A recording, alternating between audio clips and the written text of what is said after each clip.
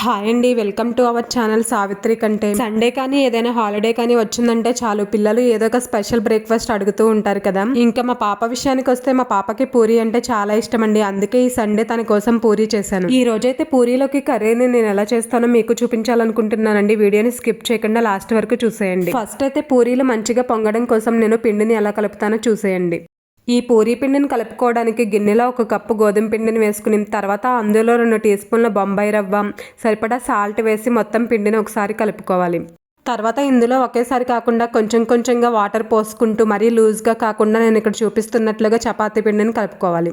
పిండిని కలుపుకున్న తర్వాత ఒక 2 to 3 మినిట్స్ అయినా ఇలా బాగా కలిపితే పిండి సాఫ్ట్గా అవుతుంది. తర్వాత దీనిపైన కొంచెం ఆయిల్ అప్లై చేసి దానిపైన తడి క్లాత్ కానీ మూత కానీ పెట్టి ఒక 20 మినిట్స్ అలానే వదిలేయాలి. ఇప్పుడు పూరీలోకి కర్రీ కోసం 2 బంగాళదుంపలను తీసుకుని వాటిని కట్ చేసుకుని గిన్నెలో వేసి అవి మునిగేంత వరకు వాటర్ పోసి స్టవ్ మీద పెట్టి ఆ బంగాళదుంప ముక్కల్ని ఉడికించుకోవాలి. బంగాళదుంప ముక్కలు మెత్తగా ఉడికిన తర్వాత అందులోని వాటర్ అంతా తీసేసి అవి పూర్తిగా చల్లారిన తర్వాత పైన ఉన్న పీల్ తీసేసి స్మాషర్ తో కాకుండా ఇలా చేత్తో మెదుపుకుని పక్కన ఉంచుకోవాలి. స్మాషర్ తో మెదిపితే మెత్తగా పేస్ట్ లాగా అయిపోతుంది కదండి. అలా కాకుండా ఇలా చేత్తో మెదుపుకోవడం వల్ల అక్కడక్కడ బంగాళదుంప ముక్కలు తగులుతూ పూరీ కర్రీ తినడానికి చాలా బాగుంటుంది. ఈ పూరీ కర్రీ చేసుకోవడానికి 2 మీడియం సైజ్ ఉల్లిపాయల్ని, ఒక చిన్న క్యారెట్ ని, 10 నుంచి 15 బఠానీకాయల్ని, 2 పచ్చిమిర్చి, ఇంకా చిన్న అల్లం ముక్కని చిన్న చిన్నగా కట్ చేసుకుని రెడీగా ఉంచుకోవాలి.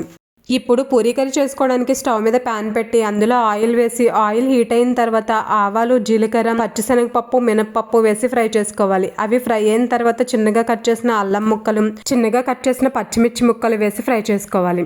అల్లం ముక్కలు, పచ్చిమిర్చి ముక్కలు మంచిగా ఫ్రై అయిన తర్వాత అందులో కొంచెం కరివేపాకు, చిన్నగా కట్ చేసిన క్యారెట్ ముక్కలు, పచ్చి బఠానీ, ఉల్లిపాయ ముక్కలు వేసి ఒకసారి గరిటెతో కలిపి తర్వాత అందులో కొంచెం పసుపు, ఆనియన్స్ కి సరిపడా సాల్ట్ వేసి మొత్తం ఒకసారి బాగా మిక్స్ చేసి మూత పెట్టి ఆనియన్స్ ని ఇంకా క్యారెట్, పచ్చి బఠానీని మగ్గనివ్వాలి.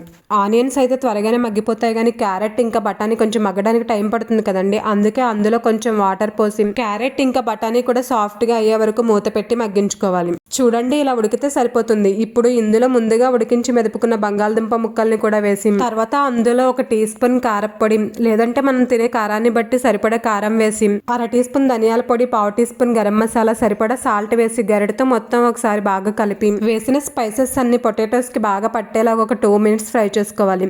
అది ఫ్రై అయ్యేలోపు గిన్నెలో 2 టేబుల్ స్పూన్ల శనగపిండిని వేసి అందులో 2 కప్పుల వాటర్ పోసి ఉండలు లేకుండా శనగపిండి వాటర్ని కలుపుకుని పక్కన ఉంచుకోవాలి. చూడండి, ఇలా పల్చగా కలుపుకుంటే సరిపోతుంది. ఇలా కలుపుకున్న వాటర్ని కర్రీలో పోయాలి.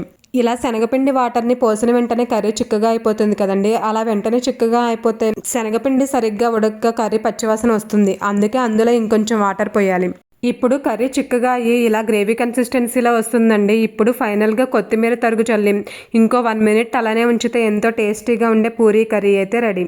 చూసారు కదండి, పూరీలోకి ఎంతో టేస్టీగా ఉండే పూరీ కర్రీ అయితే రెడీ అయిపోయింది కదా. ఇంకా ఇప్పుడైతే పూరీలు అయితే చేసుకుందాం. పొటాటోస్ ఉడికించి పూరీ కర్రీ చేయడానికి 1 గంట టైం అయితే పట్టిందండి. ఇంతలో చపాతీ పిండి చక్కగా నాని పిండి అయితే సాఫ్ట్ గా అయ్యింది. 1/2 గంట నుంచి గంట సేపు నానబెట్టుకున్న పిండిని ఇంకో 1 మినిట్ చేత్తో బాగా కలిపి తర్వాత చిన్న చిన్న ఉండలుగా చేసుకోవాలి. మనం పూరీలు ఎంత సైజులో కావాలనుకుంటున్నామో దానికి తగినట్లుగా పిండిని చిన్న చిన్న ఉండల్లా చేసుకుని అవి డ్రై అయిపోకుండా వాటిపైన మూత వేసి ఉంచాలి. అప్పుడే పూరీలు మంచిగా పొంగుతాయి. నేనైతే పూరీని మా పాప కోసం డిఫరెంట్ షేప్స్ లో చేస్తున్నానండి. అందుకే ఇక్కడ చపాతీల్ని ఇలా షేప్స్ లో కట్ చేస్తున్నాను. ఎప్పుడు పూరీల్ని సర్కిల్ షేప్ లోనే కాకుండా అప్పుడప్పుడు ఇలా డిఫరెంట్ షేప్స్ తో చేసి పెట్టండి, పిల్లలు చాలా ఇష్టంగా తింటారు. ఇలా చపాతీలన్నీ డిఫరెంట్ షేప్స్ లో చేయడం అయిపోయిన తర్వాత చపాతీలు ఒకదానికొకటి అతుక్కుపోకుండా మధ్యలో గోధుమ పిండి చల్లి పెట్టుకోవాలి. చపాతీలన్నీ చేసుకోవడం అయిపోయింది కదండి. ఇప్పుడైతే స్టవ్ మీద ఆయిల్ పెట్టి ఆయిల్ బాగా హీట్ అయిన తర్వాత గ్యాస్ ని మీడియం ఫ్లేమ్ లో పెట్టి ఇలా ఒక్కొక్క పూరీని ఫ్రై చేసుకోవడమే.